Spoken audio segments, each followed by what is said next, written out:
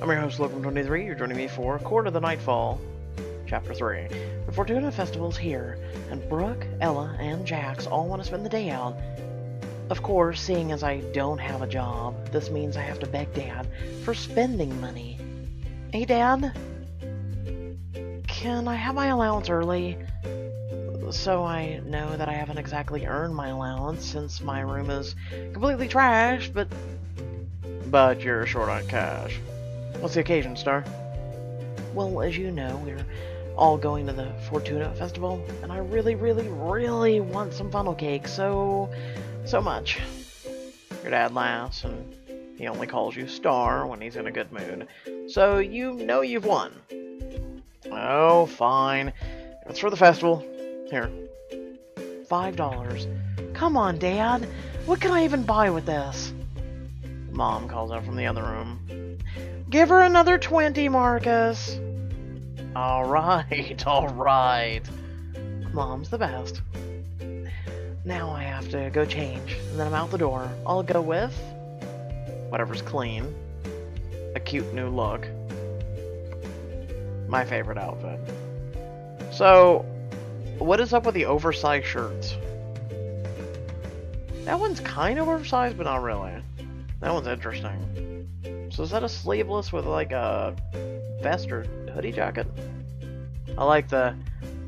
It's kind of like a fat raccoon jumping through, like... Okay, we're moving on. Whatever's clean. Get out the door and see your friends already waiting. I'm super excited. Dad never lets us go to these kinds of things. You've really never been? Nope. I heard it's amazing. It's the highlight of the summer.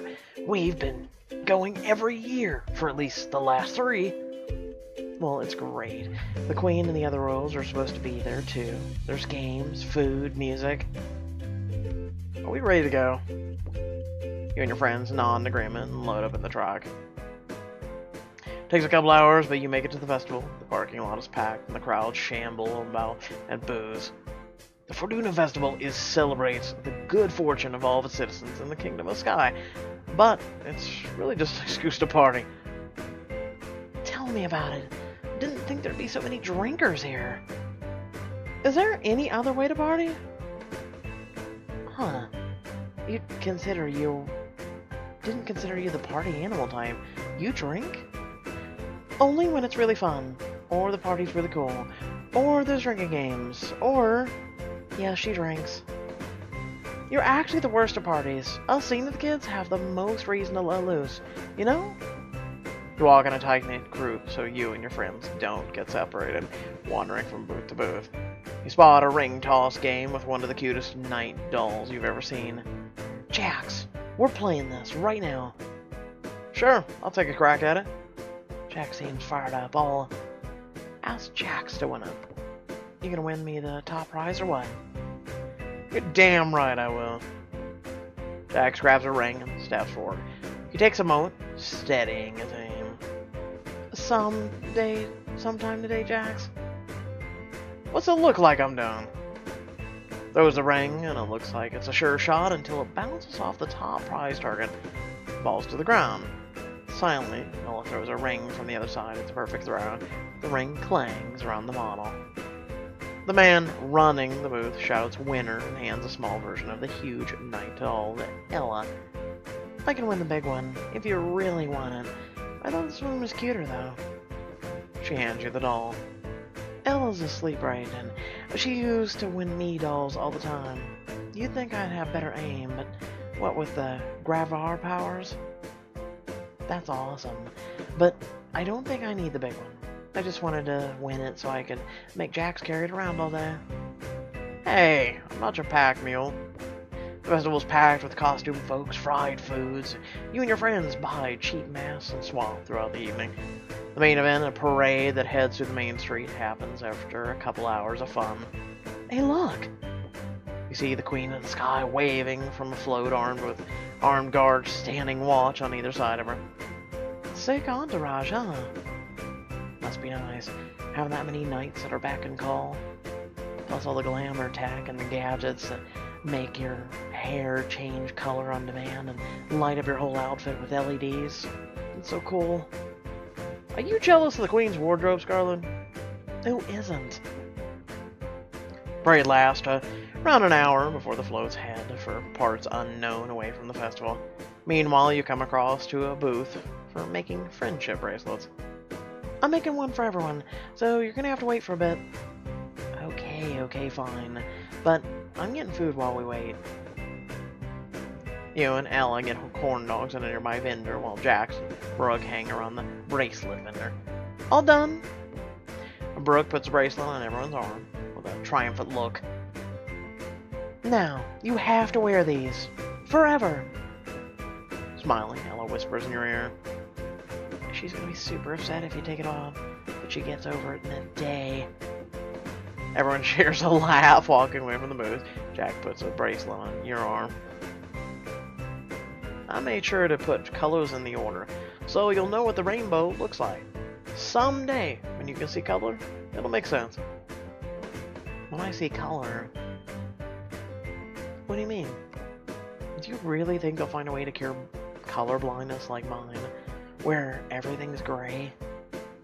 Definitely! And if some mysterious they doesn't, I know that you'll discover it yourself. You're stubborn like that. And that, I'm serious, they doesn't. That was a thing. It should have been they don't, but okay. Jax, thank you. Of course! We'll be together. Always. I'll be there when the bracelet makes sense. The festival winds to a close, and everyone returns home for the evening. The next evening, you drop by Brooke and Ella's house to deliver some of your mom's famous home-baked honey bread. It's been 3 days since Meriden left, and breaking the news to your friends wasn't easy. Honestly, I hope we can still play orders a few times a week. Consistency would really help right about now. It's about past sunset when you hope to stop in and quickly head home. Once you arrive, you see a large bruiser sitting outside their house. It's a tank-like SUV armored to the teeth. What is that doing here? You see two large men in black coats stalking through the window. You get a sinking feeling in your stomach. You sneak around the side of the house towards the kitchen. Hiding in the bushes, you can see Brooke and Ella tied up inside. Evie, call Brooke. Calling Brooke. You can see the E-glass vibrate on the table. Brooke uses her powers to slowly levitate it to her head. She answers. Scarlet, help! What happened? These two men tied us up. They were talking to our dad, and I think they're Zenith traffickers. Oh, God. Why would your dad... One of the men walks into the kitchen. You duck deeper into the bushes and lower your voice to whisper. Okay, everything is going to be fine. We're going to get you out of there. Let me think a minute. The girls need help. I should tell Brooke to wait for the man to leave the kitchen. Use a knife to cut herself free. Wait for the man to leave the kitchen. We're going to wait until the man moves out of the kitchen. That could take a while. Just trust me. We need to catch him unaware. The trafficker takes his time looking around. He checks the girl's restraints and walks in the living room. Do you see anything that you can use to cut the ropes? I think I can cut us free, actually. My right hand's already loose. Ella gets one hand free, then another. She quietly unties her sister. Evie, alert emergency dispatch and call my parents while you're at it. I have already alerted emergency dispatch. I cannot reach your parents. Keep trying. Brooke, are you still there? Yeah? See that microwave? Lift it. Brooke focuses on lifting the microwave. As the trafficker returns from the living room, he's hit face first and falls to the ground with a thunk. Great shot. Are you good to move, Ella? Looking through the window, you can see that Ella has an injury on her leg. I should be fine. What now? I don't see a way out. The doors are all closed. One of those men is in your living room. Brooke moves to the back door, but it's jammed with something. You can hear it rattling. I can't open the back door either. Quick, head upstairs. The girls dash up the stairway to the right. The trafficker in the kitchen stumbles to his feet, clutching the table. The man from the living room hears them run up the stairs and runs after them. The black vipers on his jacket almost seem alive, and you can hear a slam and a thud. Are you alright? What's happening? We've locked ourselves in, but he's breaking down the door. You'll have to jump down from the window. I'll be waiting down below. Okay.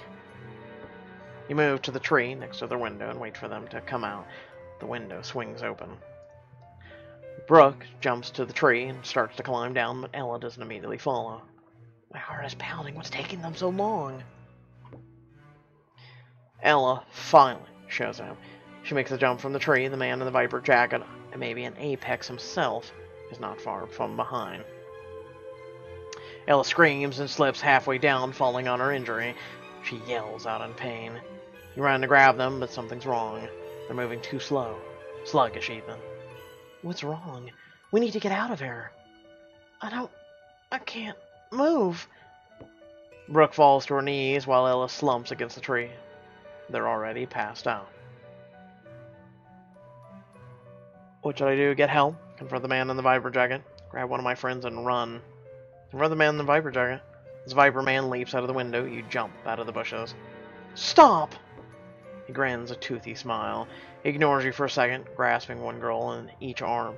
He sets Brooke down in front of you. Where have I seen this guy before? He looks really familiar. Wait. He kind of looks like Jax, but without the eyes. Be glad we ain't here for you, little girl. He wears a ring with the apex crest on it. As the twinkle of the ring catches your eye, a tiny blade pops out from the face of the ring. Too fast to see, he swings up his arm and slices open your hand with a small blade. Ah, what the hell? It doesn't hurt right away, but it bleeds, and the world gets fuzzy. Have a nice nap, kiddo. I'll find you. He seems far away, like he's talking through water. You focus hard and know that you'll commit every detail of him to the entire room of memories Meriden taught you to visualize. His laughter is the last thing you hear before everything goes dark. It's been 3 years since then. The next few months were pretty fuzzy. Parents told you the poison almost killed you more than once. Jack stayed by your bedside the whole time, or at least for the first month. He'd read you stories and sleep by you every night. He was so distraught, your parents actually had to force him to eat and change his clothes. After that, he only came back to visit during the summers. He'd teach you martial arts he learned in school. An inquisitor came by to ask you about the men who took Brooke and Ella, but they never followed up with Miss Conroy. You swore you'd find the man with the vipers on his jacket. Apex. You swore you'd find your friends. It's your birthday again, but there's not really a celebration today. You pick some flowers Mom grew in the garden and stick them in a vase you bought a few days ago. Then you pick out something to wear. A festival shirt. Sure, why not? Heading out? Yeah, I won't be gone long. You know, you don't have to wear those ratty old clothes. Isn't it time for a new look? I don't know, Mom. Shopping it hasn't seemed very fun since, well... Yes, I know. Be on your way now, and please send her our regards. Parents watch as you walk down the street to Brooke and Ella's childhood home. Knock on the door. You've delivered flowers here every month since you were out of the hospital. Miss Conroy answers. Hello, dear. Good to see you. Hello, Miss Conroy. These are for you. How lovely. She invites you to the kitchen, sets down the vase. She was a vague, lifeless woman before the Apex attack. Now, she's not much better. Shortly after Brooke and Ella disappeared, Mr. Conroy died of mysterious causes. Supposedly he had some debt he never cleared with traffickers. I wonder if he's the reason they were taken. There are so many unanswered questions. From what little I saw or heard of him, he was a jerk, abusive, cruel, and a Zenith hater to the core. House was spotless. It was always a wreck before. Now it seems sterile. Miss Conroy pours 2 cups of tea. You can see a picture of the 4 of you on her mantle, next to the vase. You and Jax were the twins' only close friends. You don't have to keep bringing me flowers, you know. I know I don't have to, but I want to. We'll find them someday, I know it. I'm sure you will, dear. A moment of silence passes. Miss Conray looks down at your arm. That bracelet from the Fortuna Festival? Did one of my daughters make that for you? Yes, Brooke did. How did you know? Oh, it's just she was a little obsessed when making little trinkets. There's a wistfulness in her voice as her hand drifts to the homemade necklace around her neck. She made me this when she was very young, so talented. If only I had been as put together as I am now. I wish I could have done something. I could have stopped them from... Please, Scarlet, don't hold yourself responsible. You've given me so much hope these past few years. She grasped her hand tightly. If anyone can find them, it's you. My girls have been gone for 3 years. In my heart, Scarlet, I know that it's you who will return them to me. You're right. I will. I'll find my friends and bring them home.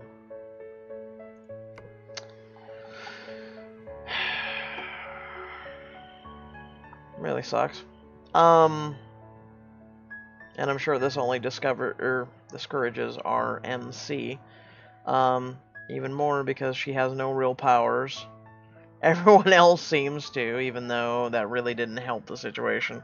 Because whoever the people were taking the daughters had apparently, like, time powers to freeze everything? I don't know. With that being said, I hope y'all did enjoy the video. Feel free to like, comment, share, subscribe. Hit the description below. Links to social media or Discord, and a few links to support me and my content. I'm going to take a little bit of a break now. I've done, like, over 10 chapters, or 10 videos. And I'm just going to take a little break. I pretty much haven't slept, and I'm going to just do a quick little meditate, drink some caffeine, and yeah, pretty much get back to it. So, with that being said, thank you all for watching, and I'll catch you all in the next video. Peace.